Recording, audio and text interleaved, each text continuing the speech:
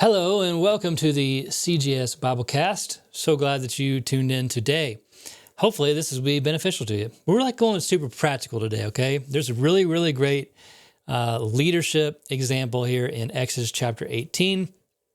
And I think we can really learn a lot from Moses and his wise father-in-law, Jethro. I've got some father-in-laws that give me some really great advice, and I am always glad to get it. And so we can get some from Jethro today, which is a great name, by the way. So let's just get into it here, and then we'll get back to the rest of it here in a second.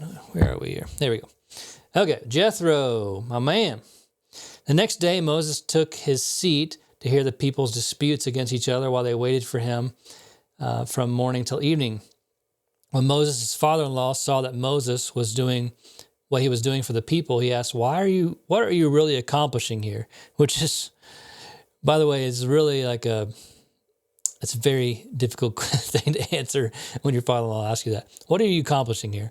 Why are you trying to do all of this alone while everyone stands around you from morning till evening? Moses replied, because the people have come to me to get a ruling from God. When a dispute arises, they come to me. I'm the one who settles the cases between quarreling parties. I inform the people of God's decrees and give them these instructions. This is not good, Moses' father-in-law exclaimed. You are going to wear yourself out, and the people too. This job is too heavy a burden for you to handle all by yourself. Now listen to me, and let me give you a word of advice, and may God be with you.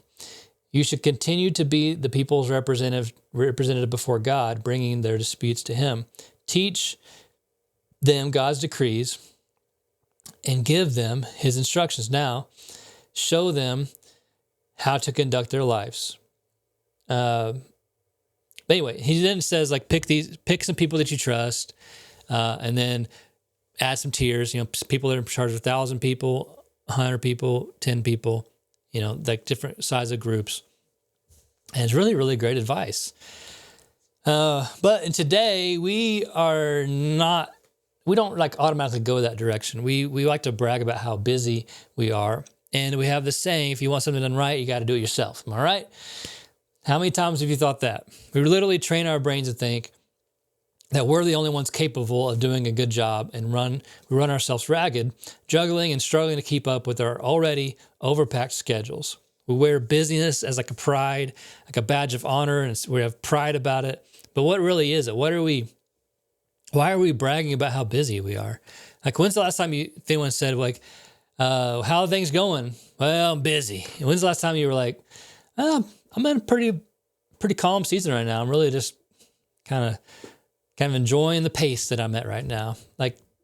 Almost nobody says that. I've been training myself to reply that way when I'm truly just taking it a little bit easier and not trying to just do everything myself. I've been trying to reply that way because I feel like it takes some of the pride out of that conversation is because in our culture, we're like, you got to be busy. You got to be making big moves. You got to be making major power moves in our culture. But what are we even doing? That's kind of what Moses' father-in-law said. What are we accomplishing here? Moses thought, though, that he was the only one capable of settling his disputes. That's exhausting. Fortunately, his father-in-law was visiting and shined some light on this discussion. Moses, he was a great leader, but he needed this lesson about the art of delegation to take his leadership to a whole nother level. Great leaders delegate work to others. It's okay to allow other people to take some credit from you, and who needs the credit anyways? We're not trying to avoid work, but we're freeing ourselves up for more important tasks. This is what Jethro's main point was. He recognized that Moses was so buried in the details that he was losing sight of the big picture. What if he was so busy he wasn't able to receive the 10 Commandments? He was I can't go up to the mountaintop today. I got all these things I got to do. Look at this line of people that wants to talk to me. We say that I got this meeting. I got so many meetings today.